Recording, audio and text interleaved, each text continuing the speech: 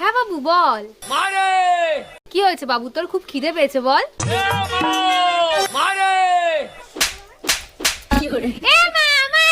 এটা ছাড়া অন্য কিছু বলার থাকলে বল। তোর এমা এমা ছাড়া অন্য কিছু বলার থাকলে বল। ওমা জানা আজকে কি হয়েছে? কি হয়েছে বাবা? আজকে আমি পড়তে গেছিলাম। আরে আমার সোনা বাবাটা।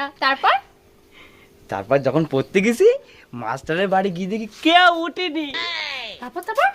তারপর গিয়ে দেখি মাস্টার ওর বউরে জড়িয়ে ধরে ঘুমিয়ে আছে। আমি বলতে নেই বাবা, তুমি পড়াশোনায় মন দাও। তারপর কি হলো? তারপরে মাস্টারের ঘরের সামনে গেলাম, গিয়ে বললাম দরজা খুলে দেখে তোরে হাবল এসেছে। তোরা বলেছি না তুই এটা বলবি না।